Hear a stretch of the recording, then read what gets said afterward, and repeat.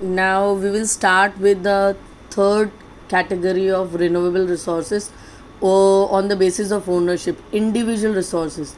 These are also owned privately by individual. Many farmers own land which is allotted to them by government against the payment of revenue.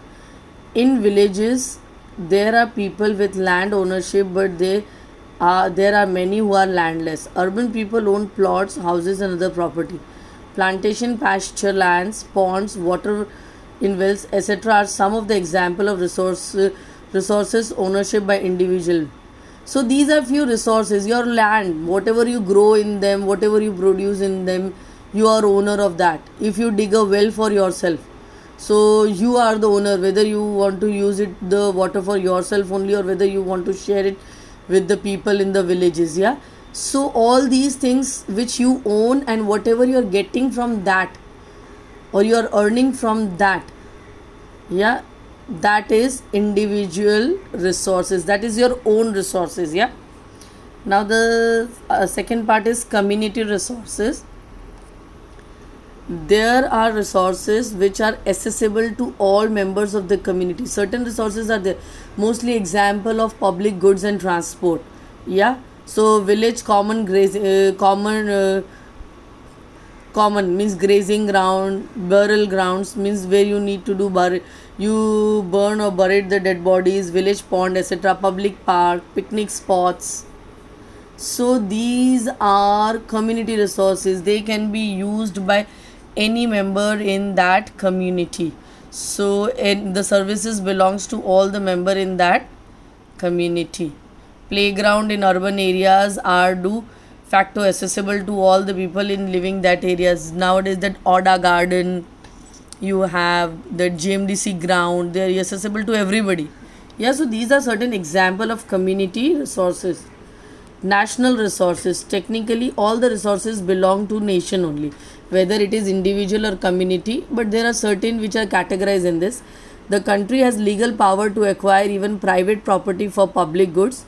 This you can see when the new road is constructed, especially Ahmedabad. If you look at Ahmedabad 30 years or 20 years back, nowadays so many new roads, when they come, the road comes, they take the land which is next to the road of the farmers and all that, because they come into the community. National resources, the country has the legal power to acquire even the private property for public goods. You might have seen roads, canal, railway being constructed nowadays. Metro rail, no doubt it is has, but certain areas they have cover up, they have told the buildings to be move on, or they need to re-establish or reshifted, they need to be shifted to somewhere else. You might have seen roads, canal, railways being constructed on fields owned by some individual. Urban development authorities get empowered by the government to acquire land. So in towns and cities, urban development authorities empowered to acquire the land. All the mineral water resources, forest, wildlife, land within the political boundaries, and ocean area up to 12 nautical miles. See, we have studied earlier, you must have studied that the India has a big coastal line. So from our edge, from our boundary, the land boundary, the coastal line to 12 nautical miles, that is 19.2 kilometers. It is our water boundary. From the coast termed as territorial water and reserve resources therein belong to the nation. So it is for every nation, those who having the coastal line. See, from coastal boundary say 12 nautical miles. This is the measuring term used for navy, but if in our language it is 19.2 kilometers. So from the coast to the sea waters, 19.2 kilometers. Whatever resources are there, they belong to India. It's not India. So if any of the country which is having coastal line, the resources belong to that nation only. International resources, there are international institutions which regulate some resources. The oceanic resource beyond 200 kilometers of the exclusive economic zone belong to the open sea, and no individual country can utilize this without the concurrence of international institutions. So this is an example. The seas are very vast. Besides your boundary, 200 kilometers above that is the Central Sea. Nobody, that is a common for everybody, so nobody can use it without getting the permission of exclusive economic zone, without the international institution. The next and the fourth one is, the fourth category is on the basis of state of development. Now resources are divided into three categories on the basis of development, maybe four categories. Potential resources, resources which are found in a region but have not been utilized. They are potential, they can be utilized but no processing has been done to utilize them, so they are potential resources.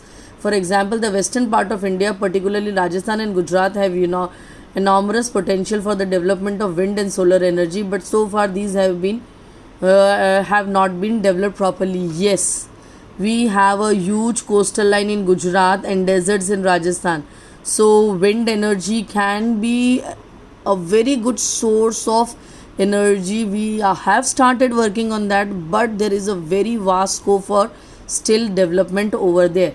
Developed resources, these are completely processed resources, resources which are surveyed and their quality and quantity have been determined for utilization. The development of resources depend on the technology and level of their feasibility.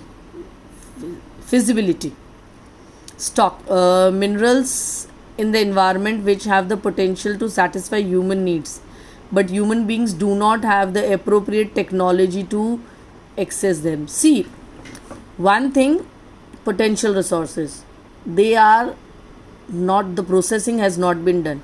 Stock में material in the environment which have the potential to satisfy human needs, but human beings do not have the so here we know they have the potential, but we do not have the appropriate, still now we are not able to convert them for the accessible or usable resources are included in this. सो हमें पता है ये हम use कर सकते हैं, but इसको process करके कैसे यूज़ करें ये अभी तक हमें नहीं पता है या नहीं हो रहा है हमारे से.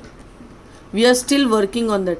For example, water is a component of two inflammable gases, hydrogen and oxygen, which can be used as a rich source of energy, but we do not have the required technical know how to use them for this purposes, hence it can be considered as a stock.